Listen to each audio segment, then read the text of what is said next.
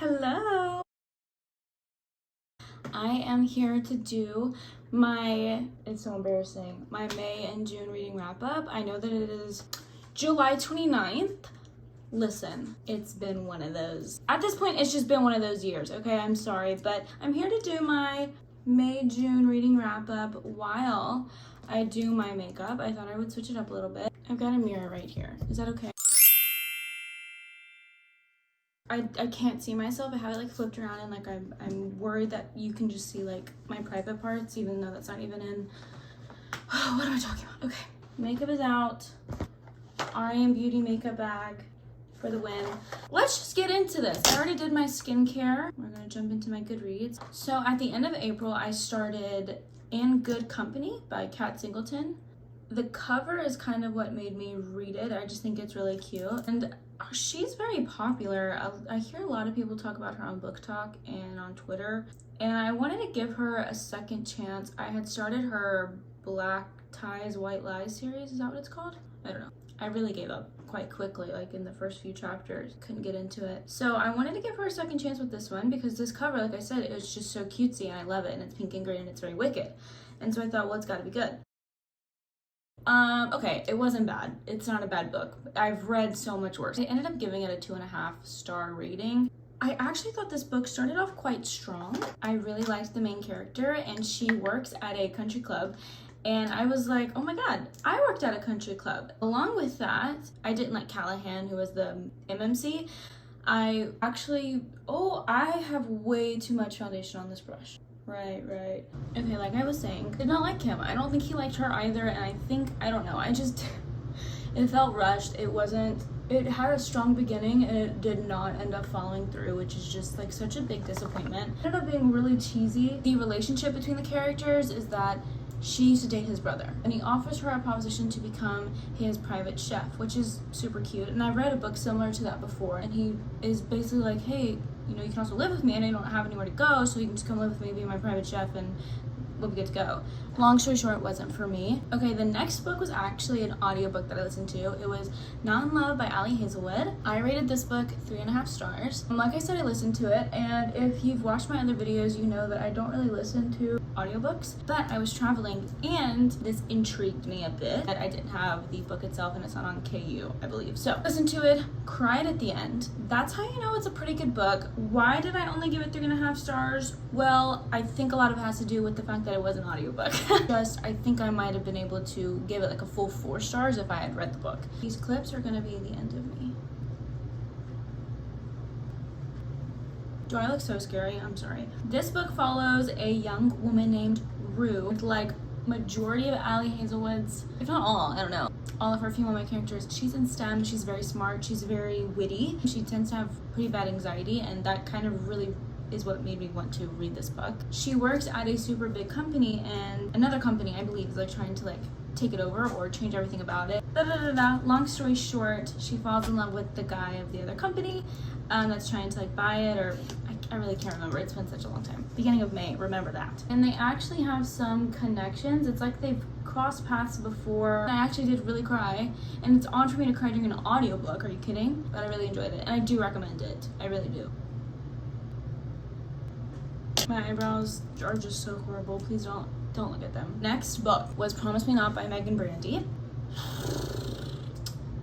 Hold on. Say You Swear, which is the first book in this interconnected standalone series, to this day is one of those books that I think about constantly. It was one of the first books that I read when I started picking up reading as a hobby, and it left me scarred because I, like, you know, you probably don't, but I have said it before, I usually don't read the back of a book, and if I do, I read it so far in advance so that when I actually pick up the book, I don't actually remember what it's about. I just kind of like know like the gist, but like not really. I think that's the only way you can read that book. Seriously, it's the best. It was so good.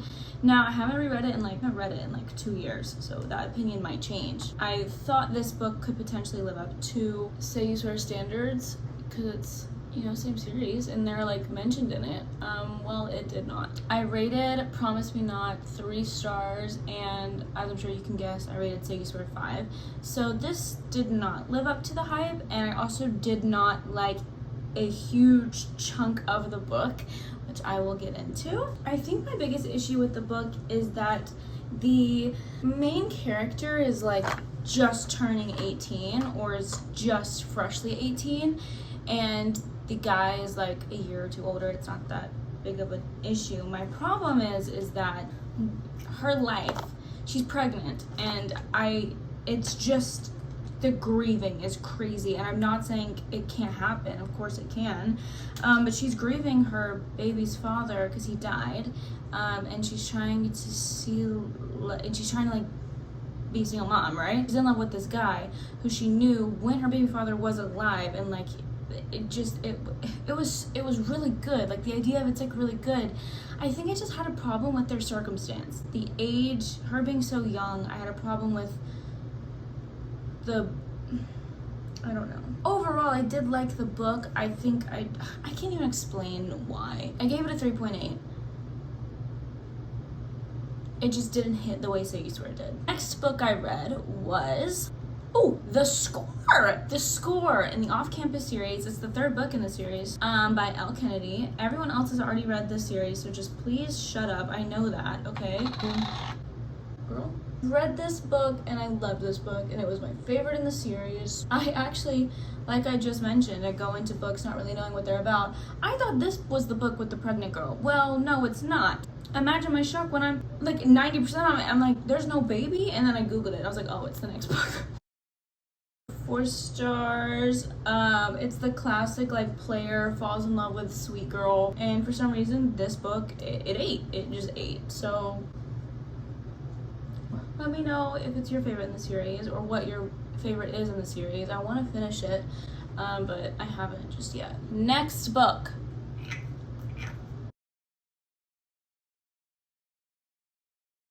So, huge disappointment. Well, not huge, but I was disappointed in this next book. When I tell you the excitement for reading the final book in the Windy City series was palpable across all social media platforms. We were sat, and the book's pacing was so fast, it felt like we were on Rock and Roller Coaster.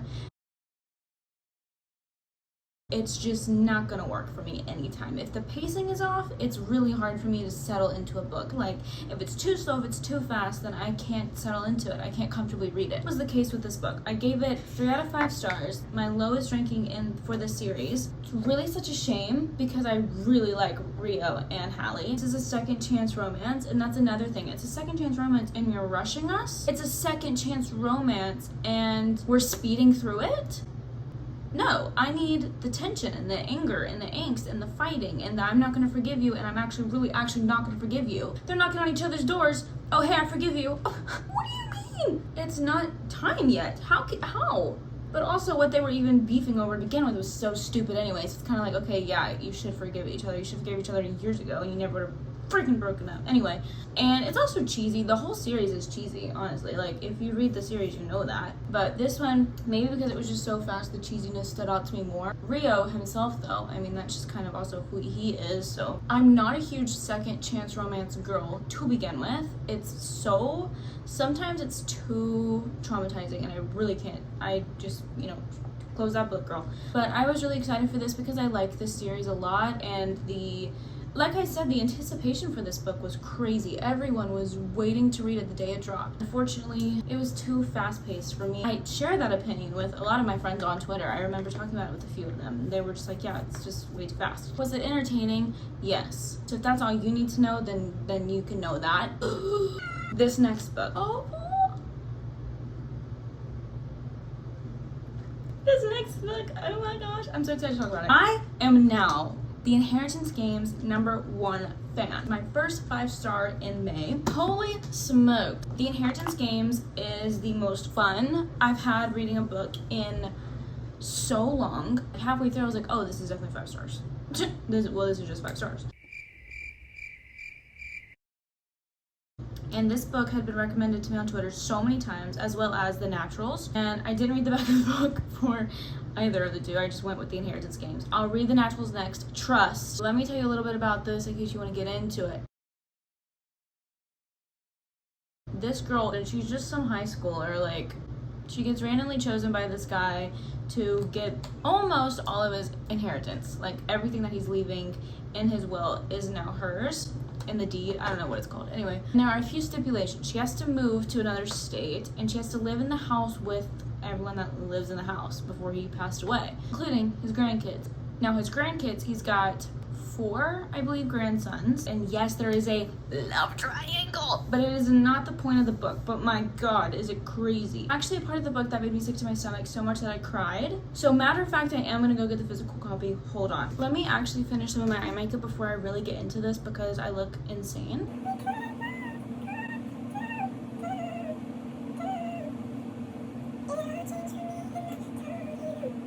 How people don't wear mascara but have translucent eyelashes is beyond me. A little less scary, maybe. Okay, so let me get into a little bit of the book. It's not a huge spoiler, I promise. You're not gonna like probably remember it by the time you start this book. If you do, they're at some gala thing because, you know, she's rich now and she has to make these appearances. And before her, there was another girl that ended up living in the house that was really close with the family.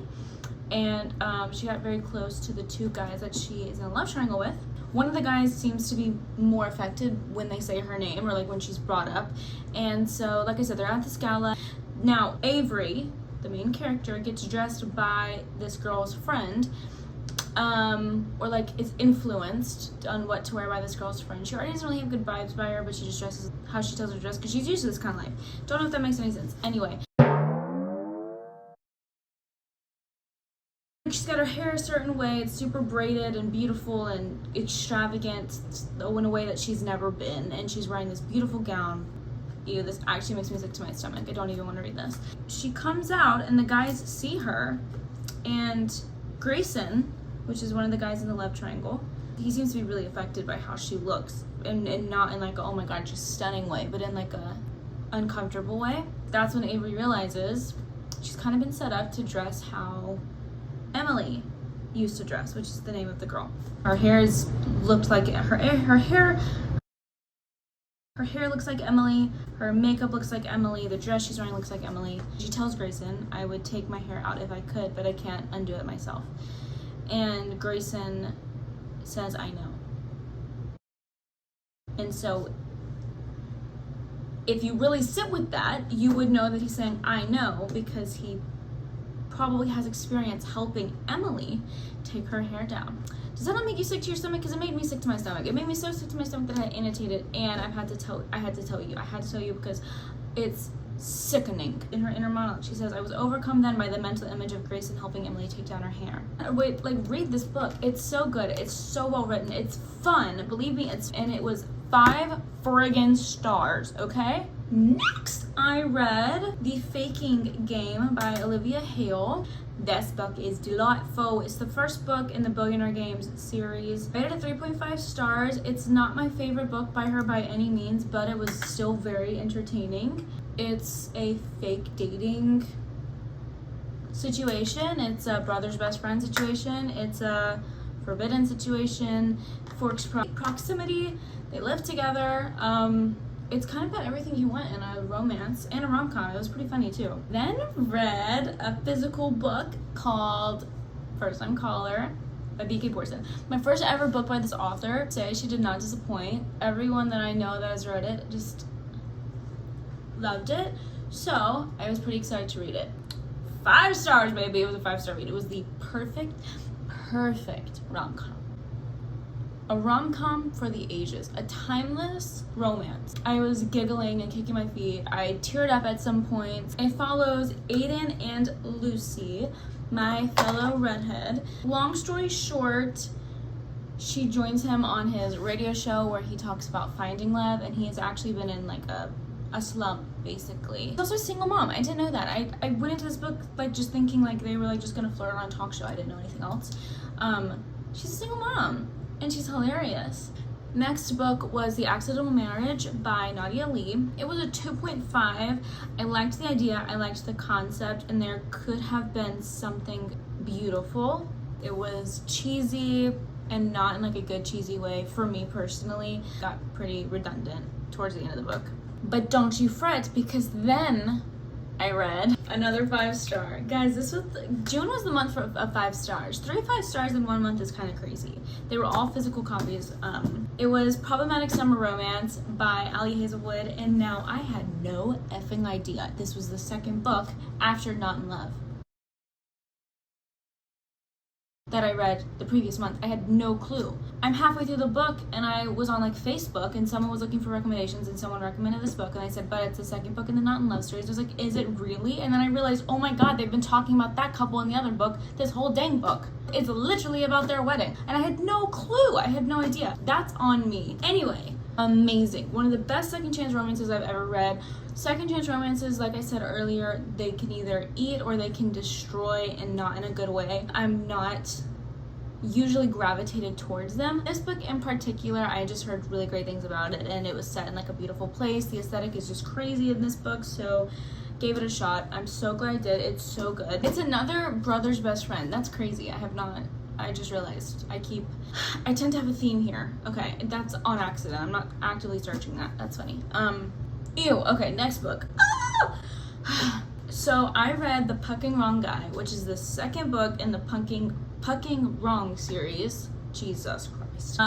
Hate the cover. We're gonna start there. I hate the cover, and I'm not gonna judge this author for this because so many books have a weird man on the front. I will never side with that, I fear. So I already just was hesitant to start this book, but so many people had recommended it on Facebook, which I just never need to go to Facebook for anything. I know that, but in this group that I'm in, a lot of people said it was funny, laugh out loud. He's a good guy. It's like kind of like dark romance-ish, which I don't usually choose to read. I went into it blind and I was like, you're effing kidding me. It was so cheesy. It was so cheesy. And I could not seem to connect how this guy was, you know, a stalker, okay? But he's like, oh, but I listen to Taylor Swift and I'm fun. And it's like, why is Taylor Swift mentioned in every book these days? I'm so over it. As a fan of Taylor Swift, why is she a trope in books? And it's just Taylor Swift. You don't hear about anyone else. She's a trope in her own way. So he's this stalker obsessed person who is crazy about this girl that they knew each other when they were kids. He wants to protect her and looked after her because they met in like the foster care system. But he listened to Taylor Swift. He's so funny and quirky and goofy. And it just, I rated it 2 stars. That's all you need to know. Next book was also 2 stars. My review literally says it could have ate and it didn't. It was On the Line by Naomi Loud. It could have ate, it really could have, and it didn't. And I didn't like him, and I didn't like her, and I didn't like how she like cheated on her boyfriend with this guy. And like sometimes like I can let that slide in a book. Like, I did not like her, I did not like him. Obviously her ex-boyfriend was a piece of trash, actually, and his friend. I just don't think the book was written at a pace that made sense for their love story. So I didn't end June on a good note. I left it with a 2-star rating. Actually, 2 2-star ratings back to back. Pretty frustrating. But you know what? July, it did get better. So don't worry. It got better in July. And I'll be filming that hopefully this week. I mean, there's only like 1 or 2 days left in July. So thank you for watching my reading wrap up. Thank you for doing your makeup with me if you did. And if you didn't, then just say you did. If you don't follow my Bookstagram, you totally should. It's emmasfavsxo. It's fun. I'm not super active. I'm mostly on there for like recommendations and following a bunch of book people. But I do post once a month at least. I'm more active on the stories over there for sure. But go give it a follow if you would like. And yeah, let me know if you've read any of these books, if any of them are your favorites, if you rated them totally different than me. Let's talk about it. We can tussle about it. Yeah, I love you so much. I hope you have a great day. And I hope that I didn't scare you too much before I put mascara on. So, mwah, have a good one.